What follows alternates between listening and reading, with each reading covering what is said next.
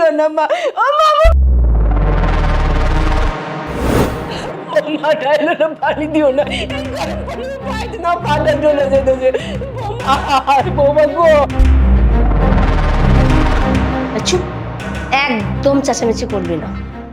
খুব তো বলেছিলি না ছেলের কাছে বলবি, এখন যা, পারলে এই পা নিয়ে গিয়ে বা ছেলের কাছে গিয়ে বিচার দে। শোন, যদি তুই তোর ছেলেকে কিছু বলার চেষ্টা করছিস তাহলে না, আজকে তো তোকে গরম পানিতে পা পুড়িয়েছি, নেক্সট টাইম না তোকে পুরো জ্বালিয়ে দিব, বুঝতে পেরেছিস? এখন চিলাইতেছিস কেন? হ্যাঁ, পোলারে না বিচার দিবি, দে পোলারে বিচার দে, ভালো করে বিচার দে। এই বেলটা দে। তোর আপু আরো মারো। ও বলবো ছেলেকে, তাই না? হ্যাঁ, ওকে বলাচ্ছি।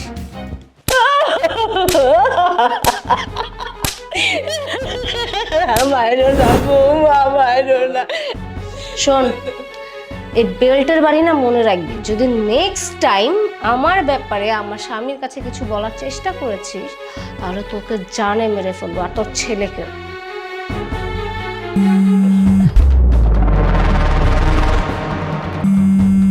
এই বুড়ি, তোর ছেলে ফোন দিচ্ছে, একদম টু শব্দ করবি না। হ্যালো, কেমন আছো? আমি তো ভালো আছি, তুমি কেমন আছো? মা কোথায়? মা কেমন আছে? আমার খেয়াল রাখতেছো ঠিকভাবে? হ্যাঁ, মাও ভালোই আছে। আচ্ছা, একটু মাকে দাও না, কথা বলি। মাকে দিব, আসলে মা না একটু অসুস্থ, বুঝতে পেরেছো? তাই মা হচ্ছে তার নিজের ঘরে শুয়ে আছে। মা ঘুম থেকে উঠুক, আমি তোমাকে কল ব্যাক করব। আচ্ছা, শোনো, মায়া তো অসুস্থ, মার তো ট্রিটমেন্টের জন্য টাকাও প্রয়োজন। তুমি মায়ের জন্য এক্সট্রা ট্রিটমেন্টের জন্য টাকা পাঠিয়ে দাও, আমি সেই টাকা দিয়ে মাকে মেডিসিন কিনে দিব আর ডক্টর দেখাবো। ঠিক আছে, চিন্তা করো না। আয় বুড়ি, যা আমাদের জন্য খাবার রান্না কর, খুব ক্ষুধা পেয়েছে, আর একদম দেরি করবি না, বুঝতে পেরেছিস? ভাই চল।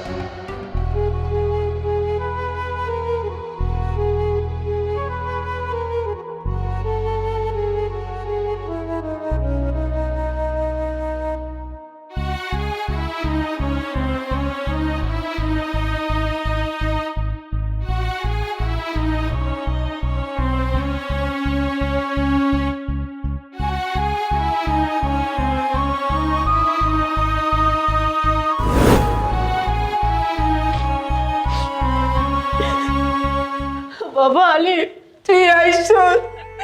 জানো শোভা, আজকে বৌমা কি করছে? গরম পানি আমার পায়ের মধ্যে ঢাইলা দিছে, আর তোর শালাই কোমরের বেল খুইলা আমার অনেক মারছে।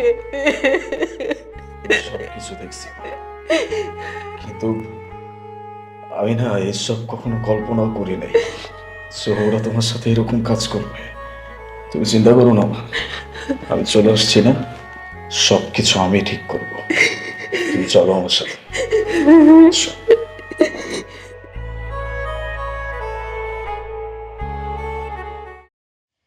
কি ব্যাপার, এখনো খাবার নিয়ে আসছে না কেন? অনেকক্ষণ হয়ে গেল। মা, মা,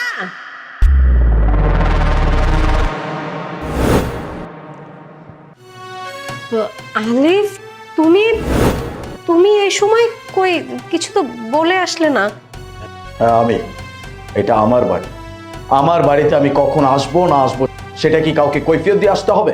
না না মামা, সেটা না, আসলে আমি একটু অবাক হয়েছি, তুমি হুট করে চলে এসেছো তো এই জন্য। অবাক তোমরা কি হবা? তার থেকে বেশি অবাক তো আমি হয়েছি।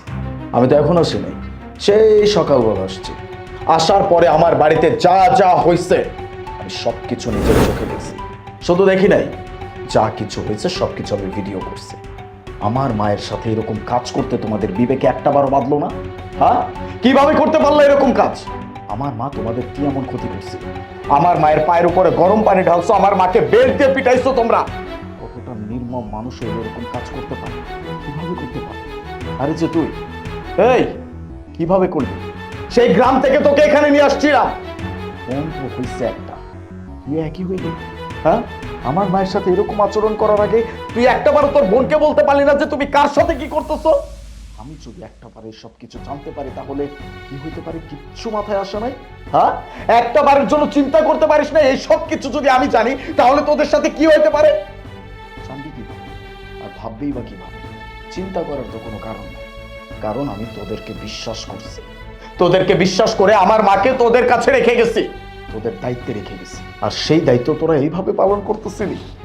ভাগ্যিস আজকে আমি চলে আসছিলাম, হয়তো আমার মায়ের সাথে যে আরো কত কিছু হইতো সেটা একমাত্র আল্লাহ পাক ভালো জানে। তোদেরকে আমি ছাড়বো না, তোদেরকে আমি থানায় নিব, তারপর যে তোদের কি করব এটা তোরা শুধু চেয়ে চেয়ে দেখবি। চিন্তা করিস না, আদালত তো প্রুফ চায়, আমার কাছে প্রুফ আছে, ভিডিও করে রাখছি বলছি না, সম্পূর্ণ ভিডিও আমার কাছে আছে। আলিফ আলিফ প্লিজ আমাদেরকে মাফ করে দাও।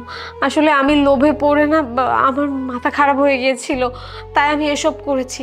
আমি চিন্তা করেছি যে শাশুড়িরা কখনো ভালো হয় না, শাশুড়িরা সবসময় বউদেরকে টর্চার করে, তাই আমি মাকে টর্চার করব, তাই মাকে আমি সবসময় এটা সেটা কাজ করাতাম, টর্চার করতাম, কিন্তু আমি ভুল করে ফেলেছি। তুমি প্লিজ আমাকে মাফ করে দাও। মা মা প্লিজ আপনি আমাকে মাফ করে দিন, আমার ভুল হয়ে গেছে। আমি কথা দিচ্ছি আমি আজকের পর থেকে কখনো আর আপনার সাথে খারাপ ব্যবহার করব না, আপনার সেবা যত্ন করবো, আপনি যা বলবেন আমি তাই শুনবো। প্লিজ মা মাফ করে দিন। ভাইয়া ভাইয়া তুমি আমাকে ক্ষমা করে দাও, আমি অনেক বড় অন্যায় কাজ করেছি। তুমি আমাকে গ্রাম থেকে শহরে নিয়ে আসছো পড়াশোনা করানোর জন্য, মানুষ হওয়ার জন্য, আর আমি কি না অমানুষ হয়েছি। আমি আসলে বোনের এই কাজগুলোতে আমি উৎসাহ দিয়েছিলাম, যার জন্য বোন এই কাজ করতো। আমিও সমান অপরাধ করেছি ভাইয়া, তুমি আমাকে প্লিজ ক্ষমা করে দাও, আমি আর কখনো এরকমটা করবো না।